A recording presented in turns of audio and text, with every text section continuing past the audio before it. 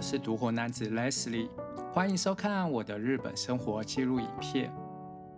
之前有人留言跟我說，京都有很多寺院，旅遊的時候根本就是進香團行程。其實我不是很同意這個說法。一是京都的寺院其實很少香火繚繞，而且有不少參拜以外的體驗。二是京都之所以受到喜愛，除了古蹟，還有融入生活的歷史底蘊。會這樣留言，有可能還沒有抓到京都旅遊的精髓。很多京都的資深玩家都推薦用深度慢旅的方式體驗京都。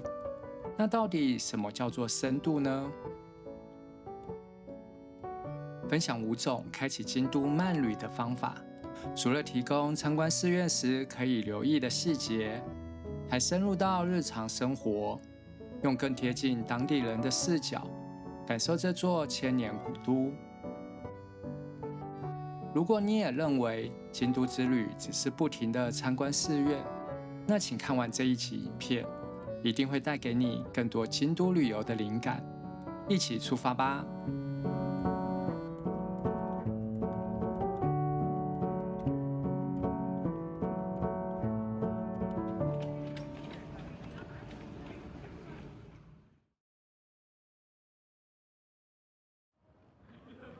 少了寺院的京都，可能就不是完整的京都了。整個京都有超過1600間寺院和800座神社，每一間背後都是一段獨特的故事。京都寺院的魅力，除了有豐厚的歷史背景當作支撐，更特別的是參拜的過程中和感官融合在一起的體驗。我用五感的角度分享一下參觀寺院時可以留意的細節。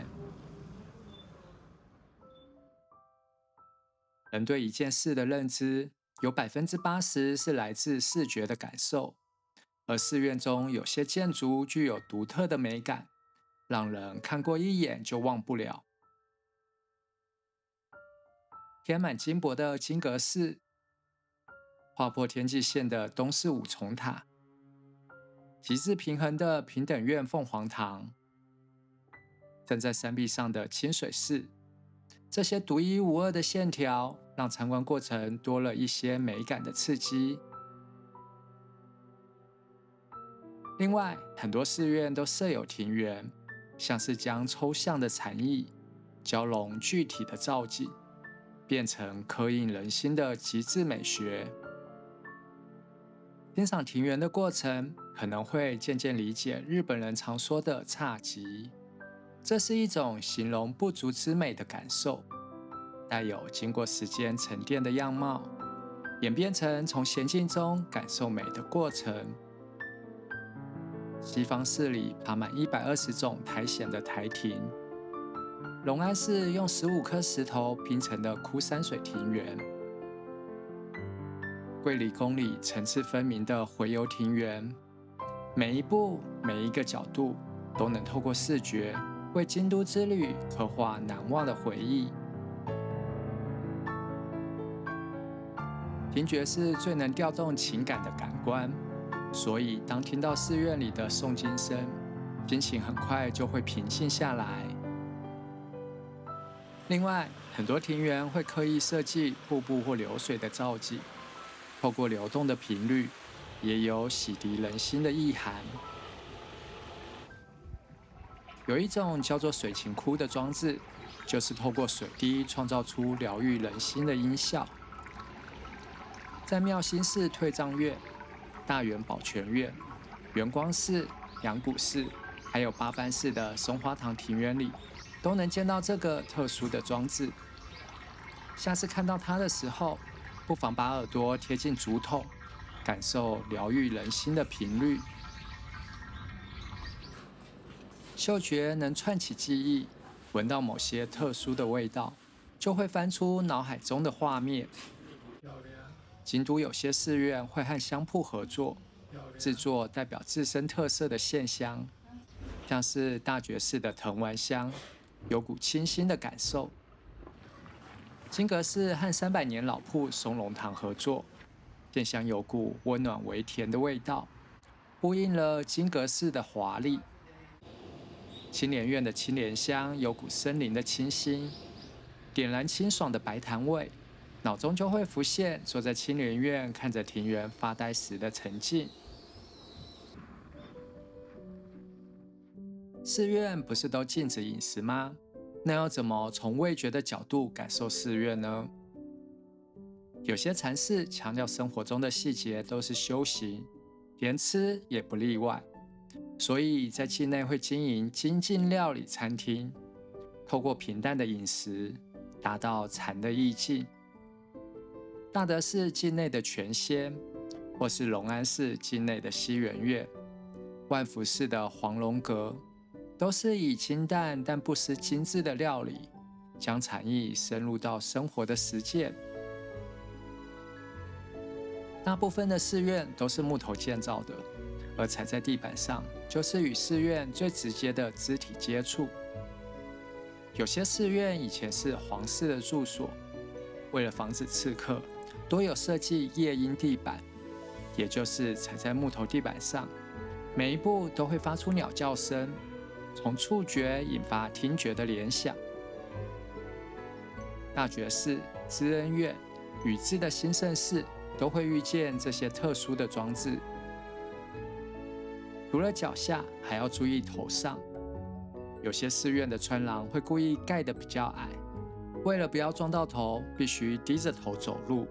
其實這是在提醒大家，要帶着謙卑的態度，面對神聖的力量。京都鮮少有拿着香拜拜的寺院，我目前只有在萬福寺及東山的靈山觀音支付門票費，同時拿到1根香，透過點香完成參拜。其他只有少數寺院有奉納香火，大多數寺院根本找不到香爐。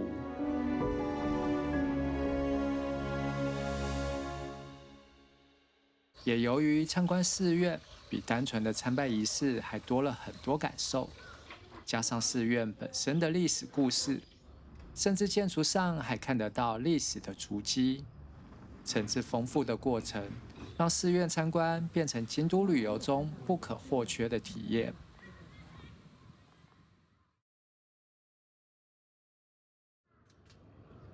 京都的千年古韻還深入到庶民的日常中，有時只是不帶目的的閒逛，反而容易在不經意的轉角遇見驚喜。分享3條觀光客常走的巷弄散步路線，不過我會從時間和空間2個角度推薦更深度的體驗。從清水寺到高台寺之間的2年坂是絕對的人氣街道，甚至京都觀光公害的報道都常使用這裡的畫面。這裡受歡迎的原因，當然就是街道2側保留古典氣息的民居建築。我會推薦3個能避開人潮，好好感受這種優雅氣氛的時間段來這裡走走。第一是早上8點之前，清水寺6點就開門了，可以參觀完清水寺，再一路走到2年坂。這個時間可以避開9點商家開門後的人潮，也能感受街道最原始的優雅。第2個時間段是下午5點前後，從2年坂走到維新之道，這裡地勢比較高，可以看見以八坂塔為前景的夕陽。第3個時間段是晚上9點左右，在祇園或附近的餐廳吃完飯再過來走走，昏黃的路燈照亮古街，是另一種優雅的氣氛。第2條巷弄散步路線是祇園北邊到一本橋周圍。祇園是古時候的花街，保留了不少具有年代感的老店。五季家的料理人這部日劇就是在這裡取景，在這裡就可以把主角出現過的場景都走一遍。先到城市神社參拜一下，祈求技藝精進。沿着白川散步，沿途可以觀察帶有古典氣質的民居。一本橋是一條寬度不到60公分的小石橋，所以又有勇者橋的別稱。穿過一本橋，感受居民的生活日常。往北走，還有一條古川町商店街，這裡幾乎沒有觀光客，是只有當地居民才懂得寧靜與悠閒。連接錦市場的士丁金吉商店街，也是人氣逛街路線。不過我要分享的是商店街往北的路線，這裡開始沒有雨棚的遮擋，卻更能深入市井的日常。從士丁東往北走，兩旁有不少老店，有些帶有高調的頭銜，有些則是默默存在了100年之久。經過隔堂行院寺，可以進去和常住的三色貓打個招呼，向觀音祈求健康。繼續往北走，會到京都御苑的外圍，可以到免費參觀的京都歷史資料館，看看古都在不同時間的樣貌。到梨木神社喝一杯3大名水沖泡的藍井咖啡，再走進廬山寺，看看《源氏物語》作者指示部生活的環境，感受創作的靈感。用雙腳丈量京都是最好的距離，在空間的移動中感受時間的重量，放慢的速度卻看得更清楚。這3條巷弄散步路線都在主要觀光區附近。去京都的時候，不妨從目的地稍微延伸一下，就能更深度地感受古都的魅力了。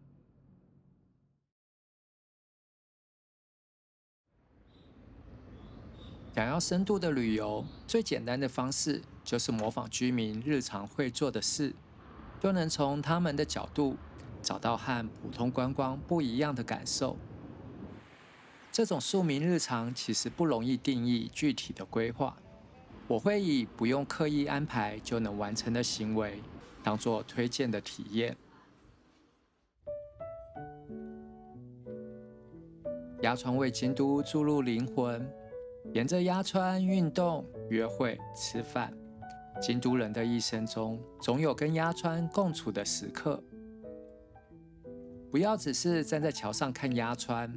可以走到河岸，和當地人一起遵循等距的默契，坐着享受微風與悠閒。或是去跳跳烏龜石，這是京都人專屬的浪漫。沿着河岸散步、慢跑或騎腳踏車，在市中心感受自然的療癒。流動的河水就像是刻在京都人骨子裡的優雅。公共澡堂又叫做錢湯，即使現代家家戶戶都有浴缸了，京都街角仍保留這些古老的溫度。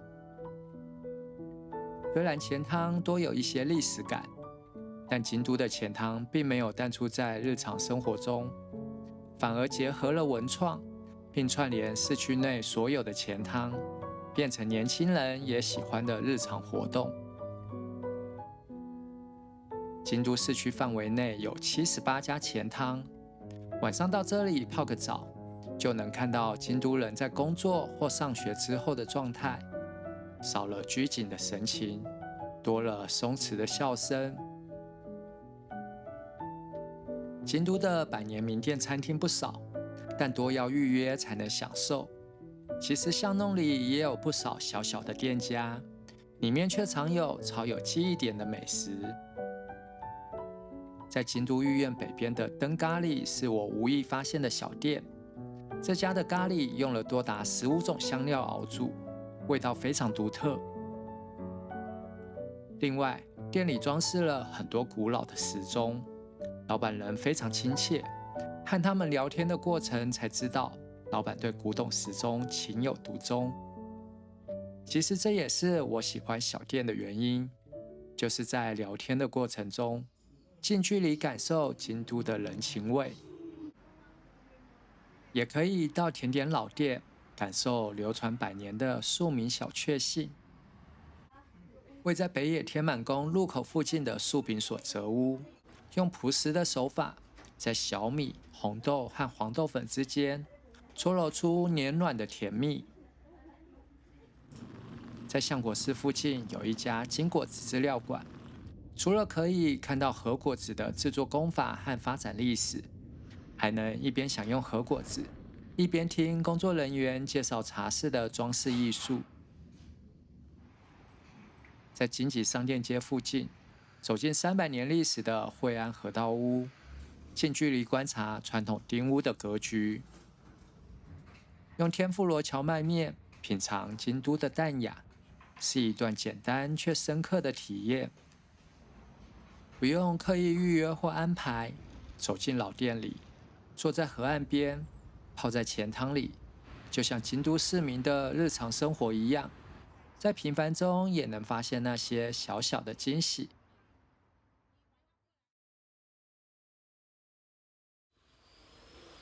千年古都留下來的足跡，不只有看得到的古蹟建築，還有那份對細節的講究，深入到生活的方方面面。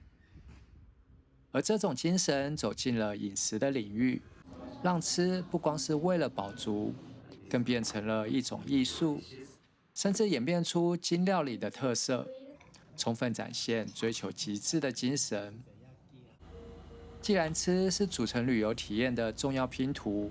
那就透過餐飲來深度感受京都，分享5間從食材挑選到料理過程都十分講究的餐廳。走進開業超過440年的品八茶屋，在被庭園和高野川包圍的專屬包廂用餐，享受高品質餐飲和貼近自然環境的療癒。品八茶屋是間以和魚菜肴為主的懷石料理餐廳，保留了鮮味，在多道餐點之間層層疊加味道，在濃郁與清爽之間變換感受，唇齒之間上演了一場交響樂。母諾椅位在英豐一棟140年歷史的老宅裡，主廚曾在國外擔任外交公館的主廚，英文和廚藝一樣好。母諾椅對食材非常講究，嚴選來自大原的高品質蔬菜，料理沒有過度調味，而是以食材之間的原味搭配出融合的風味。大量使用京都大地孕育的京野菜來表現和的精髓，融合了主廚在世界各地磨練的技術，呈現出只有在母諾椅才能品嘗到的獨特美味。高台寺附近的 The Sodo 藏身在畫家竹內西鳳的100年老宅中，有意式、日式和甜點3間餐廳。餐廳建築一旁就是八坂塔，像是在神秘的氣氛中品嘗千年的美味。坐上板前的座位，一罐一罐的握壽司就不停地被投餵到餐盤上，每道菜的順序像是被精心計算過，從溫和到濃厚，味覺的疊加最終成為富有靈魂的一頓晚餐。京都人說的吃肉，如果沒有刻意說，指的就是牛肉。因此，吃一頓講究的牛肉料理，就是京都的必要體驗。西和牛在祇園巷弄裡，牛排蓋飯和和牛3次套餐都很推薦。看得見雪花紋路的肉排蓋在白飯上，軟嫩的口感越嚼越有甜味。白飯上淋了一層秘製醬汁，牛排煎至5分熟就上桌。雖然是很簡單的烹調方式，一口肉一口白飯，卻把牛肉料理的標準吃出了新高度。花見小路上的嘉陵也是一間懷石料理餐廳，使用當季食材組合出層次豐富的美味，遵循着懷石料理的上菜順序，搭配裝盛的容器，每一道菜都以藝術品的姿態展示。一入口，視覺的美感化作味覺的衝擊，為京都之旅留下深刻的印象。京都常會和匠人精神聯想在一起，其實這種精神不只局限在工藝、紡織或建築，只要是展現追求極致的精神，都算得上是匠人精神。找家能感受匠人精神的餐廳，用舌尖評價美食，你會發現，原來一件簡單的小事，也可以變成一段情緒飽滿的故事。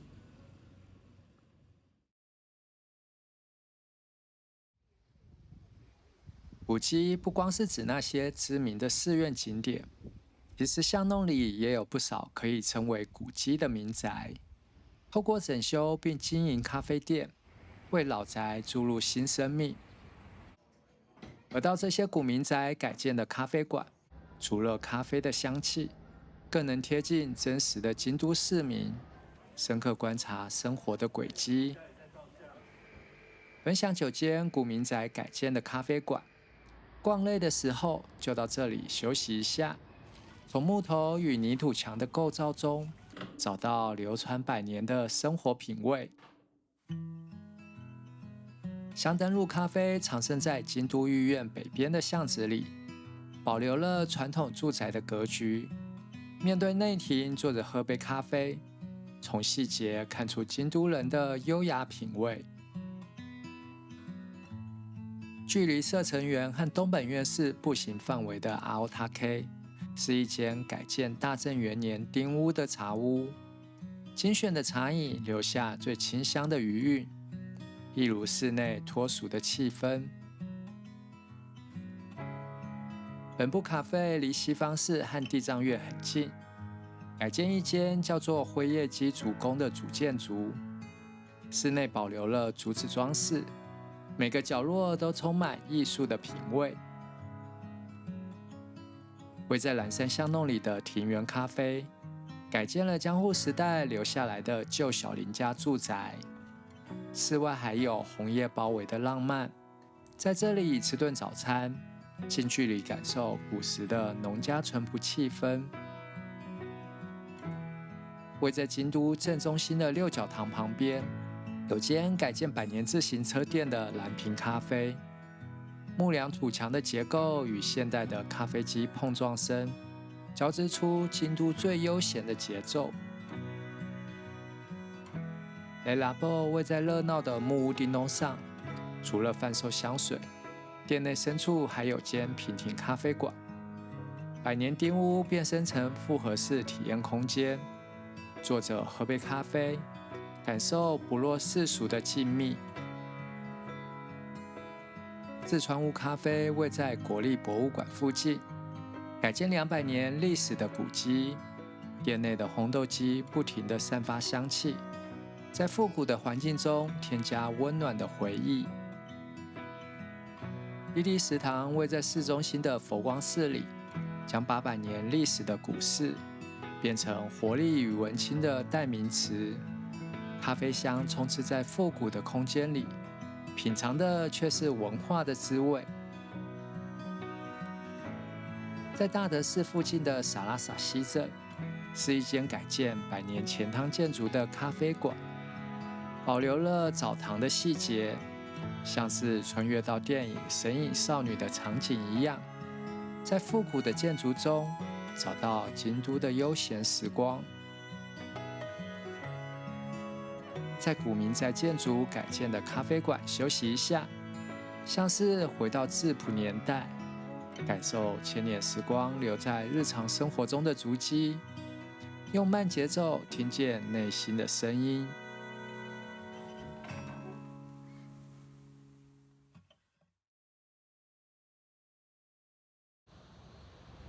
京都的深度根本不是一支影片就能說完的。除了從觀光的出發點分享了5種深度的體驗，還能從歷史的角度探索祭典、五火送山、寺院神社的秘密；從文化的角度深挖藝伎、惜政之古董的典故；從飲食的角度感受名水、納涼床、金懷石的精髓。還有哪些深度體驗京都的方式是你也推薦的嗎？留言跟我說，讓我們一起走進古都的千年故事裡。將內陸都落庫有羅西古內。